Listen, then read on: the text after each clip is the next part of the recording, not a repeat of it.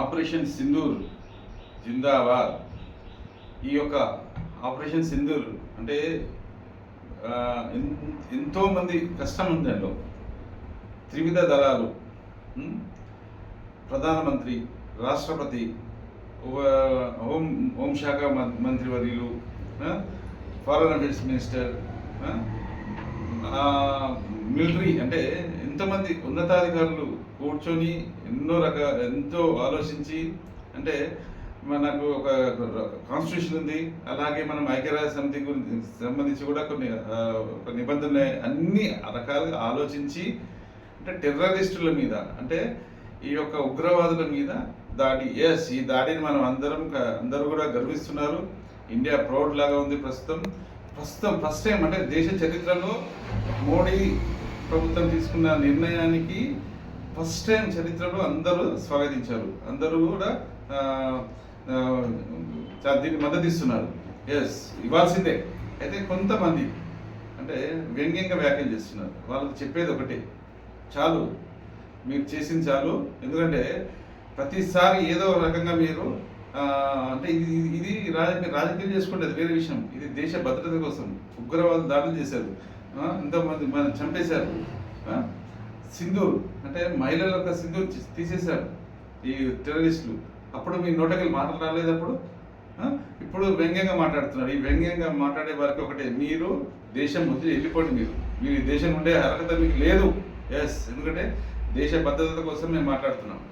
దేశ భద్రత గురించి ఉగ్రవాదుల మీద దాడి జరుగుతుంది. ప్రజల మీద కాదు, పాకిస్తాన్లో ప్రజల మీద దాడి కాదు.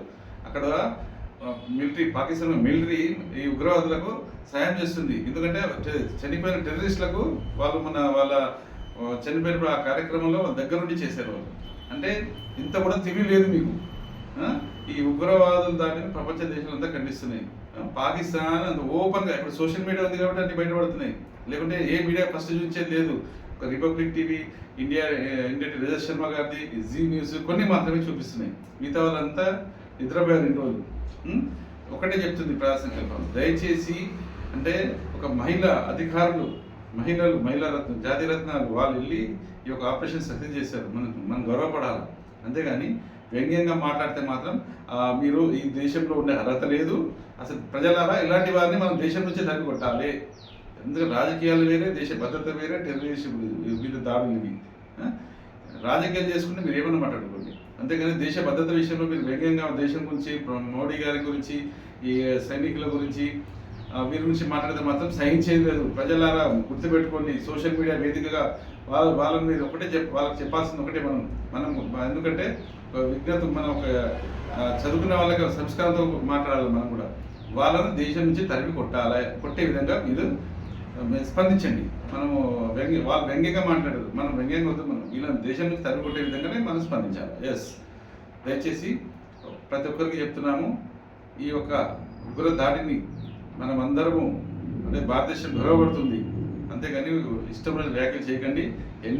మిగతా అందరూ కూడా మేమంతా ప్రతిదీ మీరు పెట్టే పోస్ట్ మేము అంతా పంపిస్తున్నాము. అదేమి వదిలిపెట్టే క్వశ్చనే లేదు. జాగ్రత్త ఉండండి. అది మీకే నష్టం జరుగుతుంది. బాపట్ల కృష్ణమన్, ప్రజాసంఘం. జై భారత్, జై హింద్, జై భారత్.